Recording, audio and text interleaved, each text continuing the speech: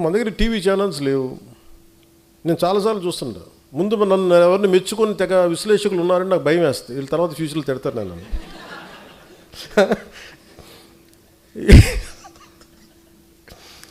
Sir మీ గురించి చాలా మంచి వీడియో చేశారు సార్, అక్కర్లేదు నేను చూడండి నా భయం.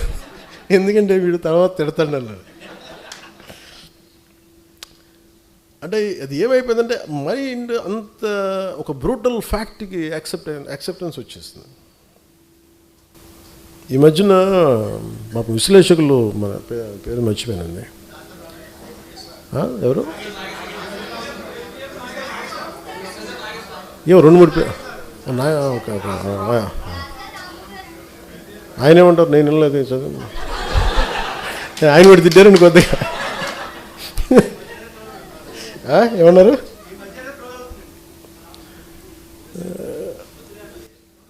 వద్దులే.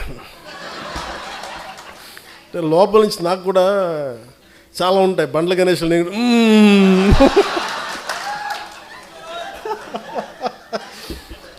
ప్రొడ్యూసర్ బండ్ల గణేష్ ఏమంటాడు కూర్చోబెట్టి లోపల బావులు అట్లా నేను కూడా ఏదైనా మాట్లాడాలనుకుంటే వద్దులే వస్తుందండి.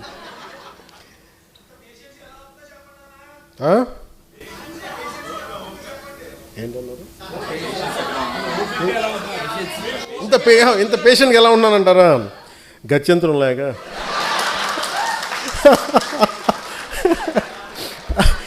అలాగే ఇప్పుడు విశ్లేషకులు ఏది మాట్లాడుతూ ఉంటే, అంటే ఈ మధ్య ఎక్కువ న్యూస్ అయింది కాబట్టి చెప్తాను, మామూలుగా పట్టించుకోను. కానీ నేను ఎందుకు మాట్లాడుతాను, ఎవరన్నా సరే అమిత్ షా గారు ఎలాంటి వ్యక్తి, దిగ్విజయంగా 3 సార్లు భారతీయ జనతా పార్టీని అన్ని రాష్ట్రాలు, దాదాపు అన్ని రాష్ట్రాల్లో బోణీ లేని చోట బోణీలు ఖాతాలు తెరిపించి, తమిళనాడు లాంటి చోట ఒక్కొక్క కొట్టలేని ఎల్లలేని రాష్ట్రాలని కొట్టి చూపించి, కేరళ లాంటి చోట toughest home minister after Shri Sardar Vallabhbhai Patel, Shri Amit Shah most toughest one. But నిజంగా ఆయన నేను చాలా దగ్గరగా చూశాను. నేను ఆయనకి నేను ఏదో చెప్పానంట, ఆయన నన్ను తిట్టారంట. ఇది వీరు విన్నారంట. వీరికన్నా మనోహర్ గారికి తెలిసిన వ్యక్తి మనోహర్ గారు ఆయన చెప్పారంటే వీరు విన్నారంట. నాకు ఏమనిపిస్తుంటే, రోడ్డు మీద వెళ్ళే వాళ్ళు ఎవరో మాట్లాడితే వేరు, ఒక క్రెడిబిలిటీ ఉన్న విశ్లేషకులు ఇలా మాట్లాడితే తప్పదు.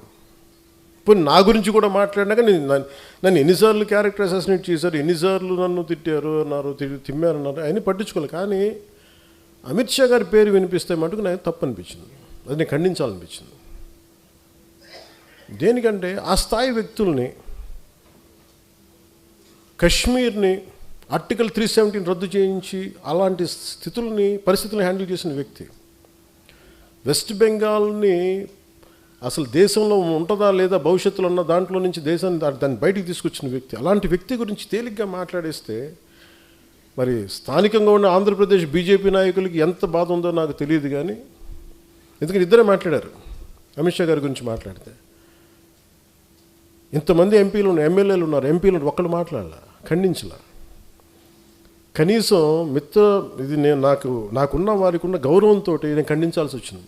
దానికి మీరు స్పందించారు బీజేపీ కంటే, దానికి చాలా మీ అందరికీ మనస్ఫూర్తిగా నా ధన్యవాదాలు తెలియజేసుకున్నాను. వాళ్ళు అనేది ఏంటి మేజర్గా, నేనంట వైసీపీ నాయకుడి గురించి అంటే ఆయనకి జైలుకి వెళ్ళిపోవాలి, అరెస్ట్ చేయాలంటే ఆయన అంటే క్లాస్ తీసుకున్నారు అంటున్నారు. మీరు చెప్పండి, నిజంగా ఒక క్రైమ్ చేసిన వాడిని నేను చెప్పాలా? అంటే ఒకటి జైలుకి వెళ్ళిపోయి ఒకళ్ళకి ఏదైనా అయిపోతే దానివల్ల జనసేన ఎదుగుతాడు, పవన్ కళ్యాణ్ ఎదుగుతాడు. అంత దిగజారుడు మైండ్ సెట్ ఉంది. అసలు దానికోసం పాలిటిక్స్కి వస్తాం.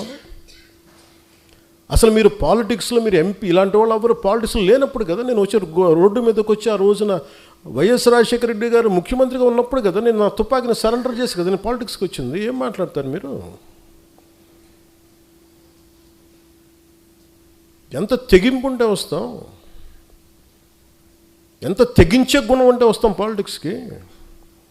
అలాంటి నేను కూర్చోబెట్టంటే వైసీపీ నాయకుడు అంటే ఆయన జైలుకి వెళ్ళాలని చెప్పానని ఈయన ఊహించుకొని చెప్తారు. అదో పెద్ద న్యూస్ అది.